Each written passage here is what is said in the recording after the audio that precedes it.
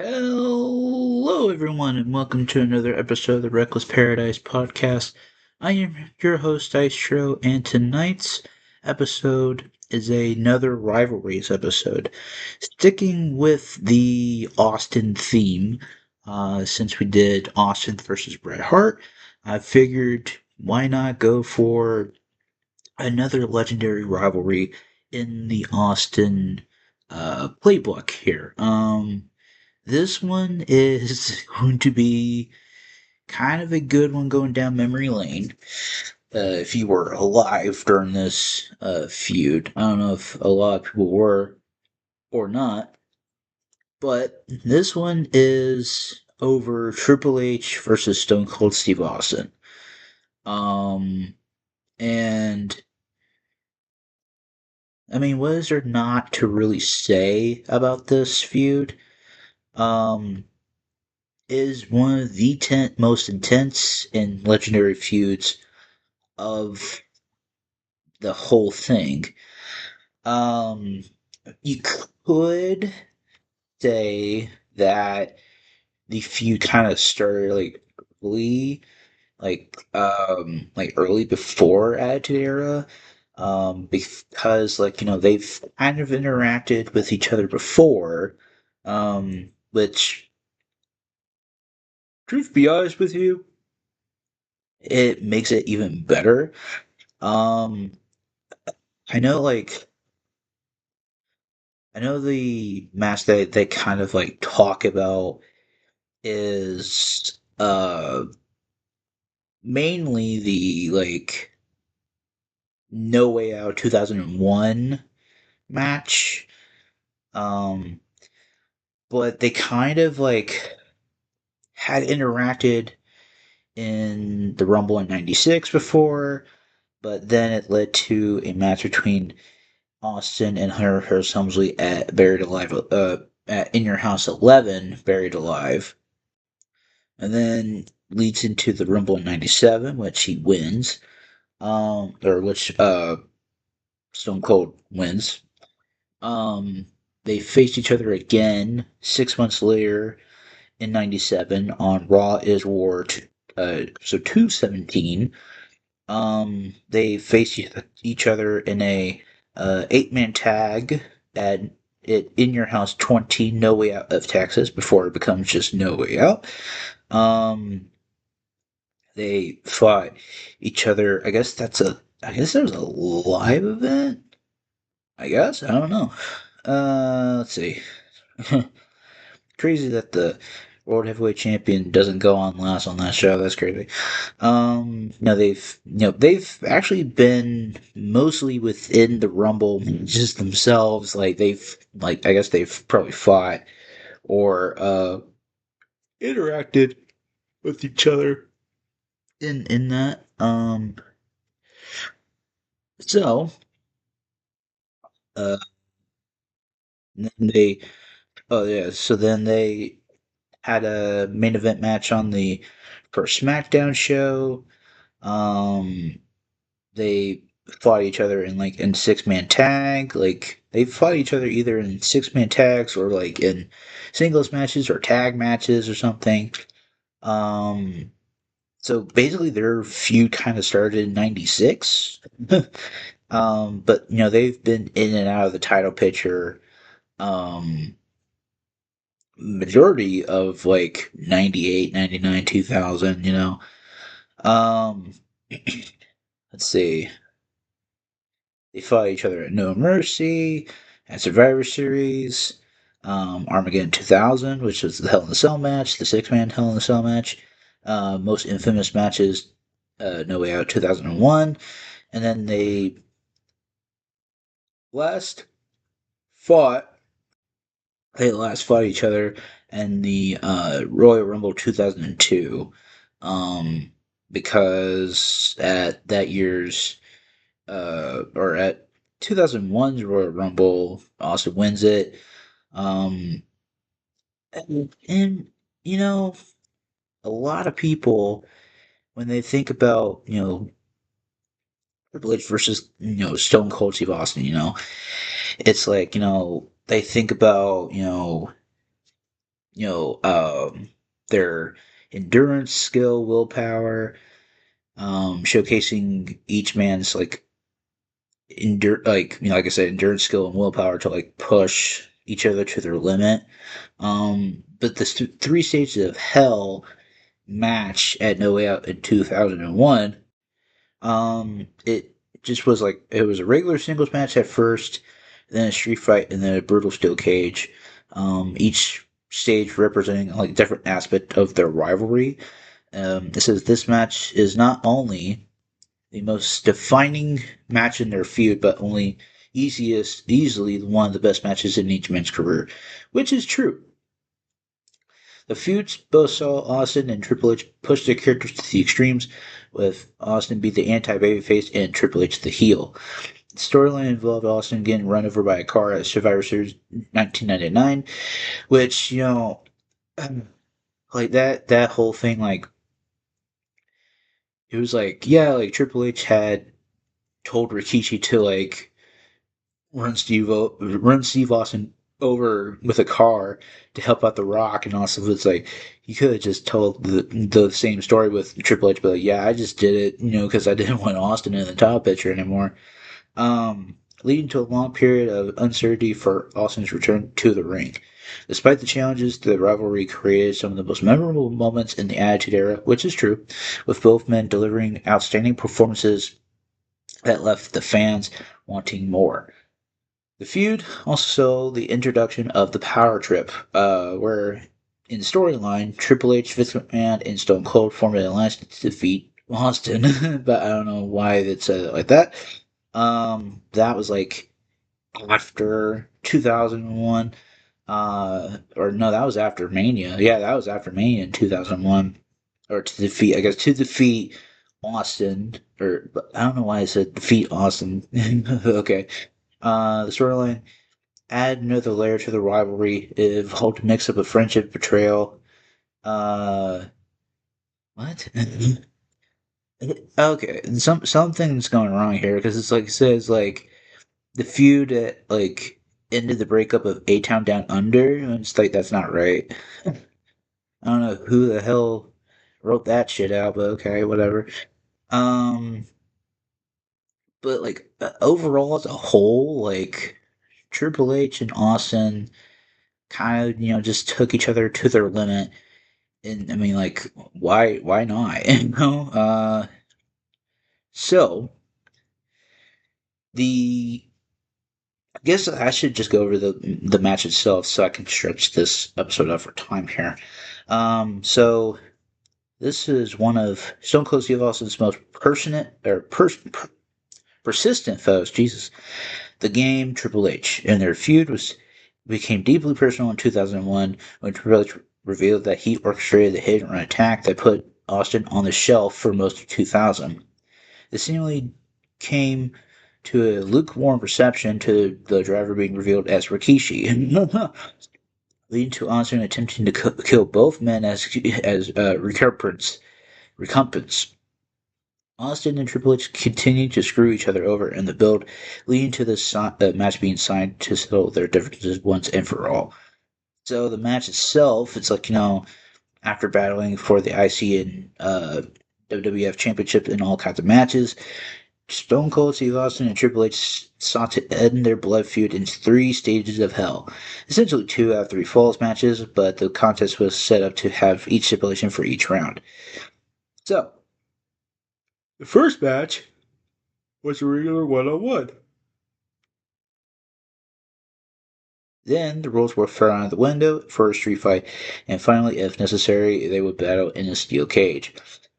Given how heated the issues were between Austin and Triple H, the match naturally began with a slugfest as Austin unloaded on the Game, kicking the shit out of Hunter in the corner. I mean, to be honest with you, like Austin, like kind of like giving the boots that he does, like he has like lots of I guess like vitriol with them, which is crazy. But that's with any Stone Cold stomping, if you think about it. Um, from what I remember, I know like if it got personal, because I know in the build up to it, they were kind of saying like they had like little things for themselves for like if Austin had gotten physical, he would lose his WrestleMania title shot, which that's kind of stupid because he just won the fucking Rumble that year. And I know that if Triple H got physical, Triple H would be suspended for 6 months. And it's just like, okay, well, that's kind of counterintuitive there, you know? Um, but I mean, it was like a good slugfest in like the first opening like salvo of it.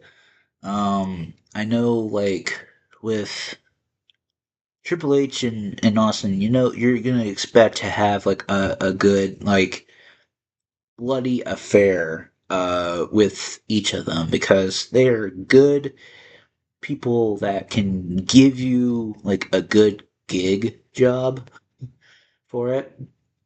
Um, I mean, and it's a good thing too because like Austin's like an underrated bleeder. Like he will make sure that his whole face is covered with the crimson mask, as a good JR line would say. Um, Triple H is a good bleeder too, because like he'll bounce off with something and then like he'll just be like, "Oh, I just got time a gig," and then like and his face would be covered with ketchup. Um, but I know like during that time period in early '96, Hunter Hearst Helmsley and Stone Cold Steve Austin were two polar opposites. And then as time went on, they kind of like had to find I guess their groove and their kind of like their I guess their style, if you want to call it that.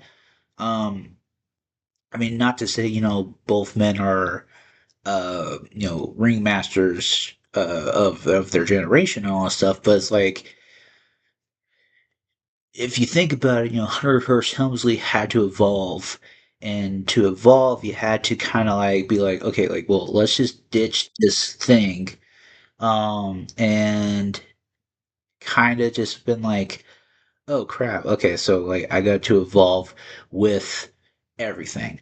So he was just like, okay, so gonna ditch the Hunter Hearst Helmsley gimmick, drop the um, you know, it was like he was trying to be like a Frenchman or something. But then kind of just be like, okay, look, if I got to evolve, I got to evolve with it. So then he becomes the cerebral assassin and the game and all stuff. And like the interview that comes to mind is the interview with JR, where he becomes, the game for the first time. And he's like, I am the fucking game, JR, like, and just kind of be like, okay, gotta evolve with it. And changed up his, well, he doesn't change up his entire roof set, but like he keeps the things that brought him to the dance, which is good. Um, Not to say that, Austin didn't do that either. But then like injuries kind of plagued both individuals in their own respective way. Like with Stone Cold Steve Austin, like that Owen pile driver, kind of messed up his neck and kind of had to kind of dumb things down a little bit so he doesn't, re-aggravate his neck. Triple H is his quads. Because the match that reminds me of that was Two Man Power Trip versus Benoit and Jericho, and that's when Triple H blows out his quad. Um, and kind of like thinking about that too, kind of just be like, okay, you know that going into it, kind of just being like, okay, look, like both men are hurt, and like it said, like with the hit and run car attack thing that took out Austin for the remainder of 2000 going into 2001. And that was like so he can get neck surgery, and I don't know how they would write off Triple H during that '01 time, because the quad thing, like that's kind of like, oh shit. um but I'm glad that both men in their prime was still able to kind of like come out on the other side, kind of like still able to talk about their wrestling career, talking about like getting shit done during that time period. And I'm glad that we as fans can appreciate for their accomplishments back then, because Austin and Triple H, yeah, they're multi-time WWE WWF champions, Intercontinental champions, and all stuff. And well, and plus tag team champions too, like because they tagged together for the 2-man power trip thing. Um, but it's cool to like just see like from humble beginnings in '96 to where it ended in 2002. Like it ended, I guess, like for me, I guess it ended in No Way Out in 2001, because that was like the end all be all sort of thing. Because Austin gets his WrestleMania title shot. Triple H goes on to a feud with Undertaker, which historians will make you believe that the last two, 27 and 28, was the first time that they fought. But it's like, oh no, like their first encounter was legit WrestleMania 17, and then the next year after that, WrestleMania 18 is like Triple H goes on to win the World Championship at the main event, oh, semi main event, or no, the main event. Yeah, that was the main event. I'm sorry. But yeah, this was an interesting look down memory lane for Stone Cold and Triple H. Um, so yes, that is the end of tonight's episode. I hope you guys have enjoyed it as much as I did. I know this is kind of a little bit short. Um, but like I was trying to like stretch it out for some time here. Um, but if you made it to the very end of this video, we do really appreciate it. And if you want to follow us on all social media, links in the description below, which will take you to a Linktree page, which will take you to our Instagram pages, Twitter pages, the podcast Reddit pages on there. A gaming YouTube channel is on there. And tonight's song of the night, it is Poem by the group called Taproot. This one's kind of I don't want to say a one-hit wonder, but it's kind of like a one-hit wonder. And I don't think they get much recognition as they should have.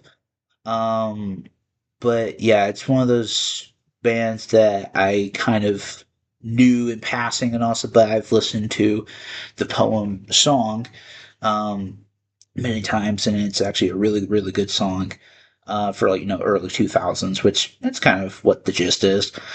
So there is a music video for it too. I do know that. But yeah, that is the end of this episode, and I will see you all in May. Or see y'all in May. Wow, I'm gonna take a whole month break. Yeah, no, no, no, no, no. I will see y'all in April. Peace.